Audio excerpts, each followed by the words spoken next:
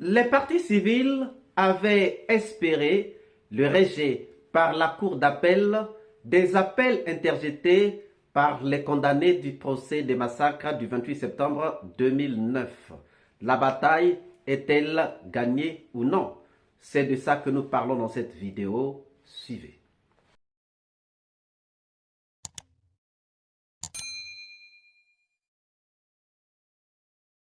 Bonjour, bonsoir, cela dépend de l'heure à laquelle vous regardez cette vidéo. Bienvenue si vous nous découvrez pour une première fois.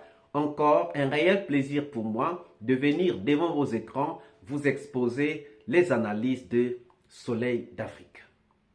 Chers amis, après donc le verdict, après la décision rendue par le tribunal de première instance de Dixine le 31 juillet 2024, les condamnés ou les avocats des condamnés avaient déjà montré les couleurs en disant qu'ils allaient interjeter appel parce que ces avocats et ces condamnés n'étaient pas du tout d'accord de la décision rendue.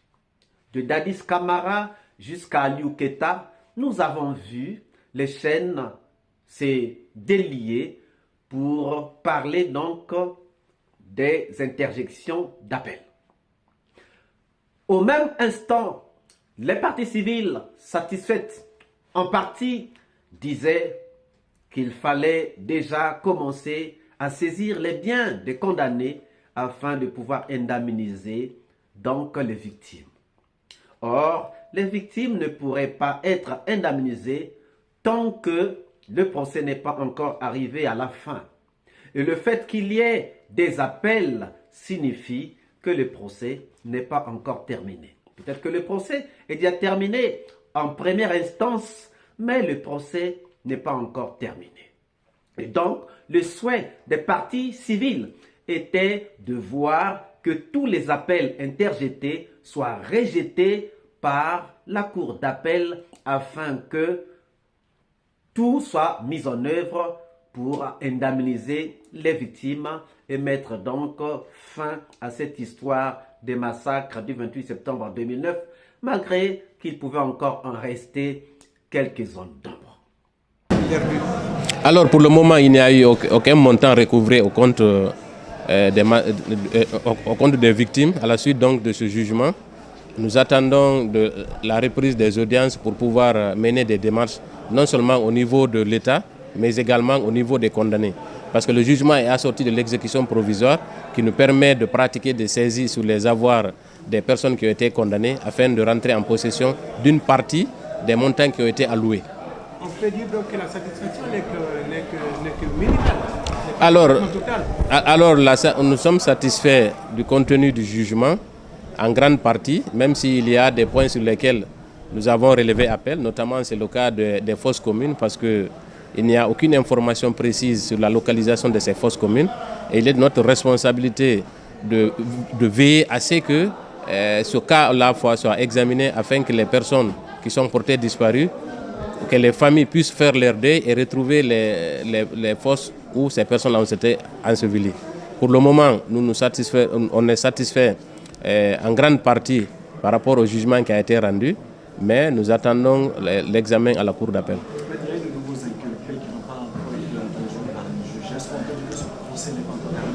Non, ce procès-là, en tout cas l'affaire du 28 septembre n'est pas terminée. Il y aura d'autres procès concernant d'autres personnes, puisqu'il y a 5 personnes qui sont en détention actuellement, justement dans le cadre des massacres du 28 septembre.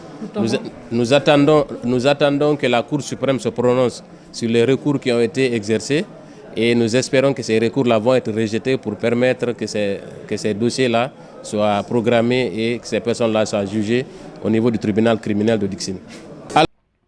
Mais la bataille semble n'avoir pas été gagnée par le ministère public, par les parties civiles, pardon. Pourquoi? Parce que aujourd'hui, il y a des signaux qui nous ont montré que les parties civiles ont perdu cette bataille du rejet donc des appels par la Cour d'appel. Pourquoi?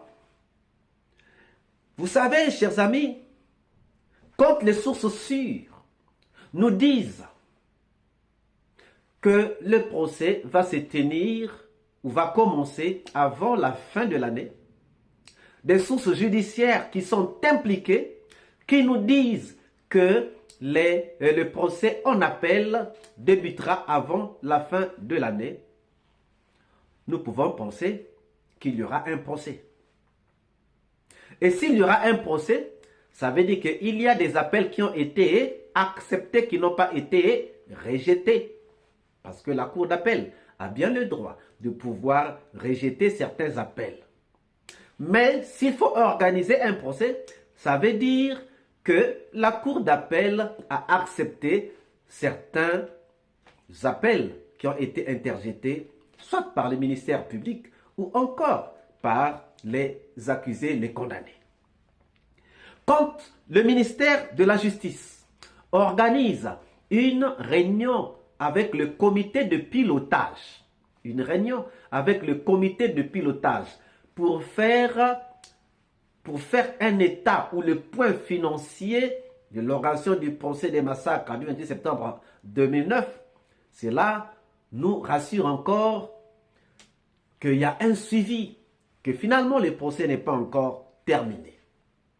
Et quand le ministère de la Justice, donc le ministre lui-même de la Justice, lance un appel à la communauté internationale et aux partenaires nationaux de continuer de soutenir le procès ou la procédure ou le procès en appel, ça veut dire qu'il y aura un procès en appel, n'est-ce pas?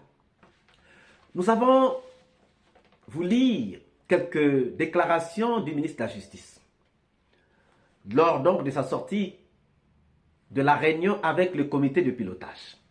Premièrement, il dit: il était essentiel que le comité de pilotage se réunisse pour tirer les leçons, non seulement sur le plan financier, mais aussi sur la gestion de nos relations avec les partenaires.